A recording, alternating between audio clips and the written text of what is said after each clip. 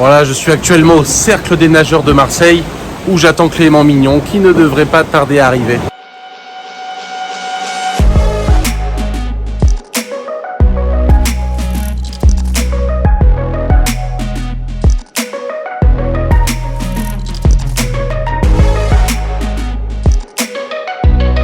Ça va?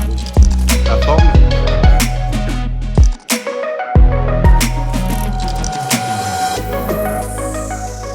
Est-ce que tu peux te présenter?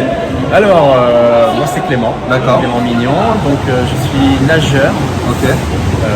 j'essaie d'être nageur. Ce que j'ai vu, c'est pas mal ce soir. Je m'en sors, je me débrouille quoi.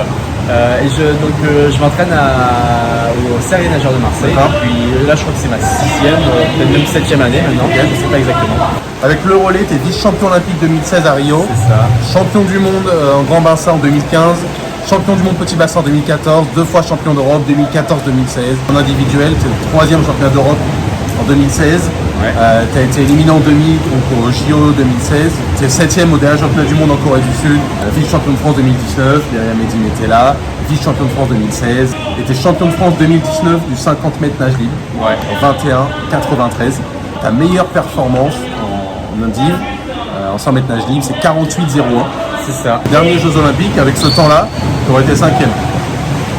Vous savez Bah, ce temps-là, en fait, j'avais fait championnat de France D'accord. qui était qualificatif en 2016 pour les JO. Moi, j'avais trouvé ça un peu dommage d'avoir réalisé mon meilleur temps pendant les championnats de France et pas Ouais. aux JO. Parce que, D'accord, je savais c'est que sûr. Ouais. ça aurait été bien plus intéressant de le faire pendant les Jeux. Ok. Malheureusement, ça n'a pas été le cas. Donc, c'est resté un petit peu amer, on va Il dire. a réalisé le rêve de beaucoup de personnes. Il est parti à la retraite à 25 ans, c'est ça à peu près? 26 ans? 26. Tu as pris ta retraite à 26 ans. 26 ans, c'est ça. Voilà, ta retraite des bassins, bien évidemment. Ouais. Donc c'était en septembre 2018. Tout à fait. Voilà. Oui. Et tu es revenu 4 mois après, à peu près en janvier. C'est ça. Est-ce que tu peux nous expliquer un peu ce qui s'est passé, pourquoi tu as pris ta retraite, pourquoi tu es revenu? Ouais, bah c'est en fait en sortant des JO, j'avais basculé dans une autre démarche sportive. Je prenais plus les entraînements comme j'avais pu les prendre auparavant. Je prenais beaucoup moins de plaisir à l'entraînement et en fait ça se retrouvait en compétition malheureusement. Donc, après les JO, chaque compète que je faisais, j'étais de moins en moins bon. Évidemment, le cercle vicieux, je suis de moins en moins bon, ça me donne de moins en moins envie de continuer, etc. Je rate la qualification en 2017 pour les championnats du monde à Budapest. Je prends sur moi, j'essaie de continuer, je me dis que voilà, c'est juste une passe. Et je m'étais dit avant les championnats de France, si je me qualifie pas au championnat d'Europe, je m'arrête là, je fais autre chose, je reprends des études, voilà, j'arrête. Et en fait, je me suis qualifié, mais in extremis pour le relais 400 mètres nage libre. Et en fait, ça, une fois qu'on avait le stage terminal avant d'aller à Glasgow, je me suis senti absolument pas à ma place au milieu de l'équipe de France. C'était un truc assez triste et terrible à vivre.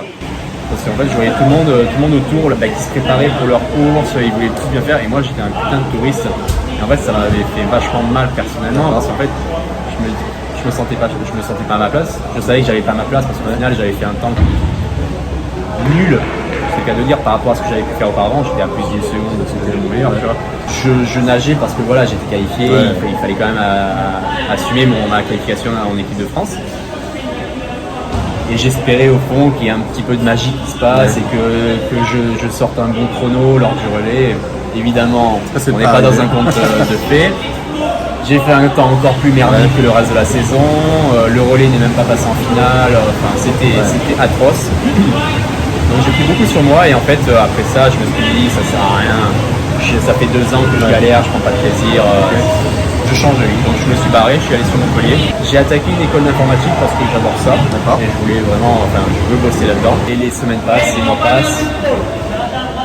Je m'épanouis pas forcément dans cette nouvelle vie. J'ai pas mal de problèmes personnels, problèmes familiaux qui s'ajoutent à ça. Et petit à petit, il y a une idée qui a germé. Je me suis dit pourquoi pas reprendre. Donc j'ai attendu. Surtout là-bas, quand j'étais à Montpellier, je me suis bien entouré. J'ai rencontré un mec, un prépa mental, un psychologue, ça s'est vachement bien passé et ça a bien matché entre nous. Et il m'a vraiment accompagné plus dans le sens de créer en fait, on va dire, une reprise pour savoir en fait si j'étais prêt à aller jusqu'au bout, quoi. Parce qu'en fait, je voulais pas reprendre pour reprendre, je voulais vraiment reprendre pour aller jusqu'au jeu et essayer de pas m'arrêter là où je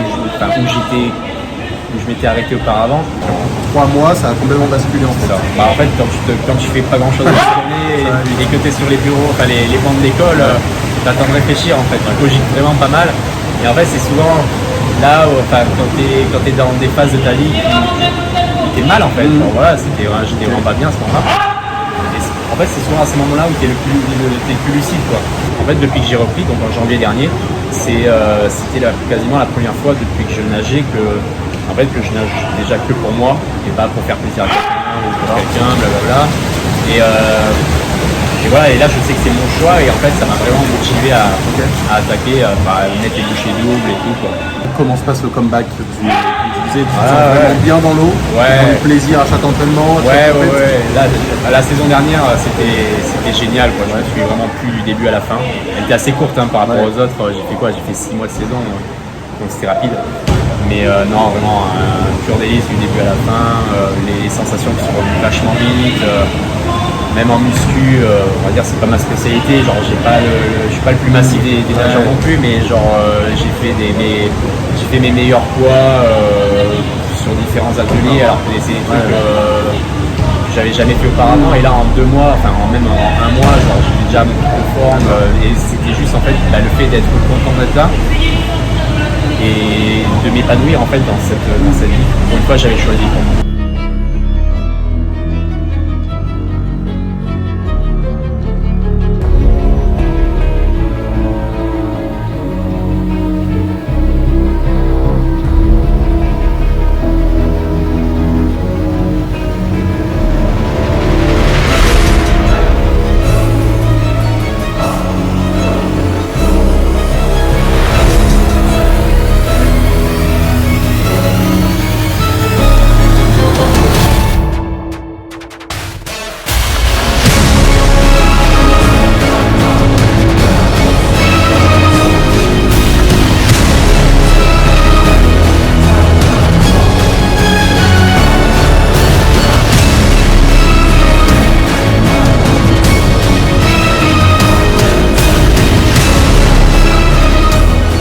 Tu parlais de Tokyo 2020, j'imagine que c'est le gros objectif. Là c'est l'objectif de 2020, quoi, c'est ça. Est-ce que tu vises quelque chose? Est-ce que tu seras déçu en fonction de quelque chose? La démarche que j'ai fait de reprendre, en fait pour moi c'est du bonus. J'ai plus de défi personnel, après c'est pour moi et peu importe le résultat je serai content, mais j'ai envie de me découvrir, de savoir jusqu'où je peux aller. Et en fait voilà, donc que ça marche pas, je serai content. 2017, donc avant ta retraite, tu étais parti 6 mois en Australie. Qu'est-ce que ça t'a apporté ce voyage en Australie?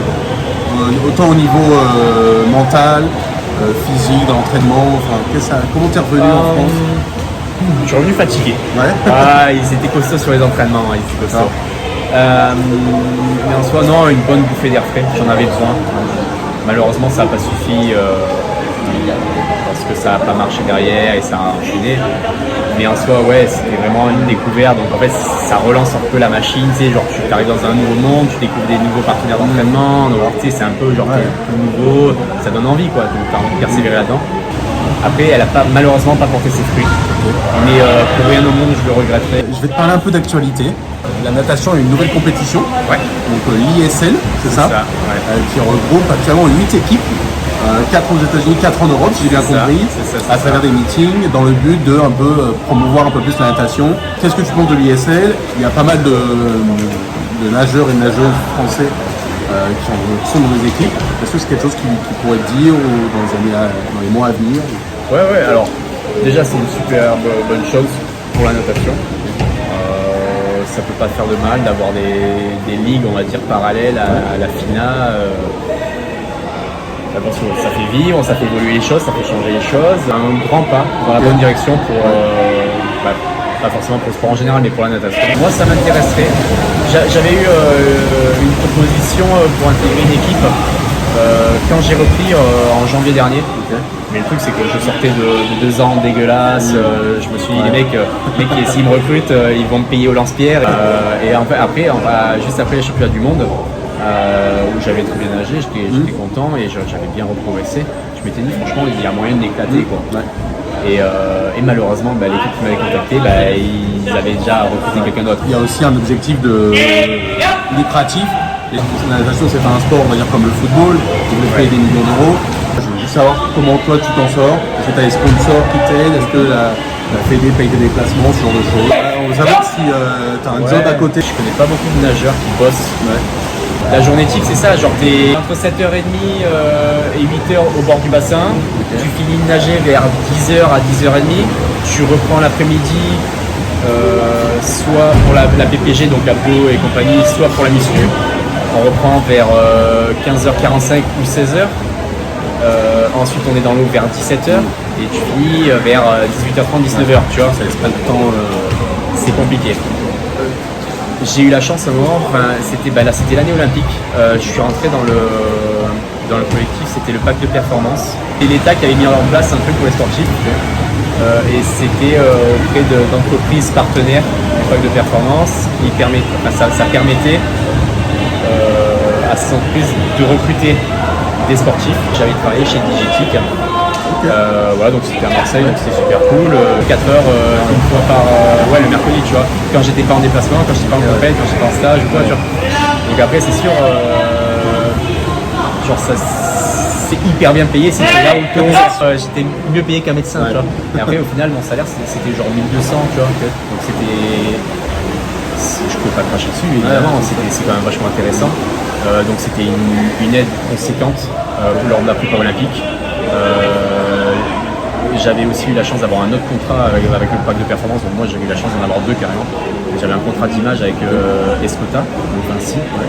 Donc cette année-là, pour pas te cacher, j'étais assez détendu j'étais assez détendu niveau entrée d'argent. Les sponsors, à l'époque, j'avais pas de fixe, c'était uniquement de l'équipement et des primes, primes à médaille. La fédération, tu as deux primes, en fait tu as une aide quand tu es sur liste élite.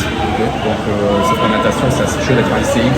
De mémoire, c'est genre médaille européenne ou finale mondiale. Donc c'est pas pour tout le monde. Ces dernières années, j'y étais jusqu'à il y a un an grâce à la médaille olympique. Après j'ai malheureusement plus rien fait, donc je suis sorti des listes. En revenant là, j'ai fait une finale olympique, mondiale, et on a fait aussi une médaille de bronze que tu as oublié de dire. Mais je peux pas dire tout le palmarès. Trop long. Petite médaille de bronze au relais 4x100 mètres nage mixte. Et donc là, je suis rentré de nouveau sur ces listes-là, les listes élites. Donc en fait, tu peux prétendre à une aide du CNOSF. Et là, je sais pas, ça doit être genre 6 000 sur la saison, 2 fois 3 000 ou 3 500. Je veux pas mouiller, mais c'est dans ces eaux-là, tu vois. Donc c'est délicat et heureusement j'ai les parents derrière. D'accord. Donc voilà, après j'ai l'aide du cercle évidemment, qui elle est quand même plus conséquente. Donc j'ai déjà tous les repas à midi qui sont ces logements de cercle. En plus de ça, ils me payent l'hébergement, mon appart. Donc c'est dans les 800 par mois. Heureusement qu'il y a mes parents, mais je peux pas dire non plus que genre je suis obligé de travailler pour, en partie grâce à mes parents.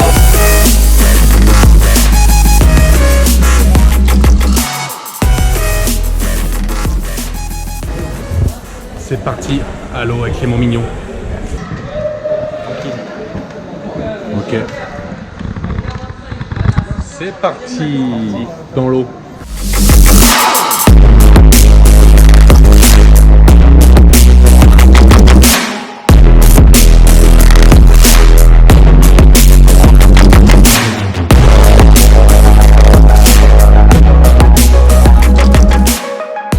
On a mis quoi? Même pas une heure, hein?